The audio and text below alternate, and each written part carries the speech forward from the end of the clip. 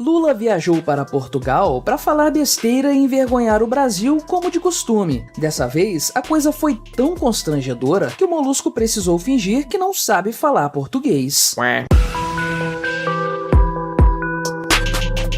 Este é o Visão Libertária, sua fonte de informações descentralizadas e distribuídas. Este artigo foi revisado por Donda, escrito, narrado e produzido por mim, Quintessência. A viagem do presidente Lula até Portugal tem chamado a atenção da mídia e da população, não só aqui no Brasil, mas também no país europeu e em outras partes do mundo. Nessa turnê pela antiga metrópole, o Molusco e sua comitiva protagonizaram um verdadeiro show de horrores. Desde o início, o tamanho da trupe já chamou a atenção, inclusive da mídia portuguesa. Rivalizando com a turma que visitou a China recentemente, a comitiva que acompanha Lula a Portugal é formada por mais de 50 pessoas e demanda 22 carros para se locomover pelo país. Lula e sua comitiva estão hospedados no luxuoso hotel Tivoli Avenida Liberdade, localizado próximo a boutiques de marcas famosas, como Louis Vuitton e Prada. O hotel possui diárias de até R$22.000,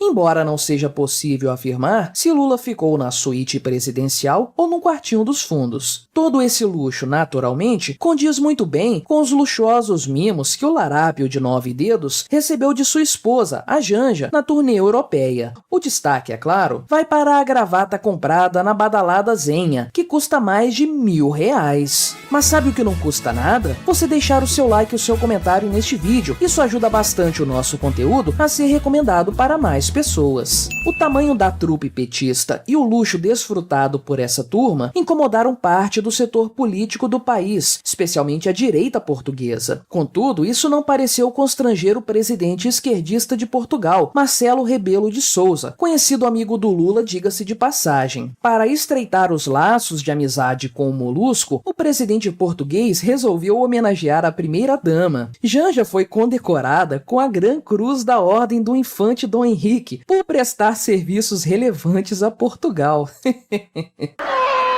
Uma verdadeira piada de português. André Ventura, um deputado de oposição, criticou fortemente essa condecoração, enquanto que parlamentares brasileiros afirmaram que os tais serviços relevantes prestados pela Janja se resumiram às compras luxuosas que ela fez no país europeu. E mesmo o povo português não parece nada satisfeito com a visita do Lula a Portugal, certamente por estarem com medo do que o Molusco possa fazer com suas carteiras. Lula teve em Lisboa uma calorosa recepção de populares, com faixas dizendo coisas como "lugar de ladrão é na prisão". O presidente brasileiro afirmou em entrevista que as pessoas não são obrigadas a gostar do Lula. Porém, todo mundo sabe que o Molusco está se mordendo de raiva por não ter lá em Portugal um Xandão para calar a boca de seus opositores. Infelizmente para nós brasileiros, contudo, o constrangimento não parou por aí. Afinal de contas, Lula não descansa enquanto não abre a boca para envergonhar o país que o elegeu. Já no ano passado, Lula havia constrangido os brasileiros ao culpar o presidente Zelensky pela guerra na Ucrânia. Ao longo dos meses, o Molusco fez questão de confirmar sua patética e ditatorial posição a respeito do conflito, novamente para a vergonha de todos os brasileiros. Em visita à Alemanha, Lula teve a coragem de afirmar, inclusive, que quando um não quer, dois não brigam. Pois é. O Molusco ainda afirmou que a União Europeia e os Estados Unidos são tão responsáveis pela guerra quanto a Rússia. A repercussão dessas afirmações, como era de se esperar, causou comoção internacional, especialmente na União Europeia e, por consequência, em Portugal. A situação foi tão constrangedora que o Lula chegou a se fazer de desentendido quando confrontado com suas afirmações no país europeu. Durante uma coletiva de imprensa, ao lado do presidente português, uma jornalista questionou o larápio de 9 dedos, no português claro e bem articulado, se ele mantinha o que havia afirmado a respeito da guerra na Ucrânia. Lula, constrangido, fingiu não entender o que a repórter havia perguntado. O presidente português tratou logo de explicar a pergunta para a anta brasileira, que logo em seguida tentou se esquivar de uma resposta contundente. Uma cena lamentável sob todos os aspectos. Seguindo o cronograma da viagem, foi programada para o dia 25 uma fala de Lula no parlamento português. O convite, feito pelo ministro João Gomes Cravinho, contudo, causou revolta entre os congressistas de direita. A data é significativa. Trata-se da comemoração da Revolução dos Cravos, Unidos, evento que é acompanhado com uma sessão solene no parlamento do país. Deputados de direita criticaram o convite, afirmando ser uma vergonha a presença em uma sessão solene do parlamento de um presidente que apoia a invasão russa da Ucrânia. Os congressistas afirmaram, inclusive, que deixariam a sessão caso Lula realmente fizesse seu discurso. A pressão foi tão grande que Lula, de fato, considerou declinar do convite. Contudo, o Molusco acabou comparecendo ao evento, onde fez um discurso tentando limpar as próprias cagadas, fingindo estar do lado da Ucrânia. Claro que ninguém se convenceu com essa falsidade, e o discurso foi acompanhado por vaias de diversos deputados portugueses que exibiram cartazes que diziam coisas como "chega de corrupção". Certamente não era essa a recepção que Lula esperava ter no país governado pelo seu amiguinho Marcelo Rebelo. O fato é que Lula tem batido seu próprio recorde e o de sua sucessora, a mulher sapiens Dilma Rousseff, em matéria de falar besteira.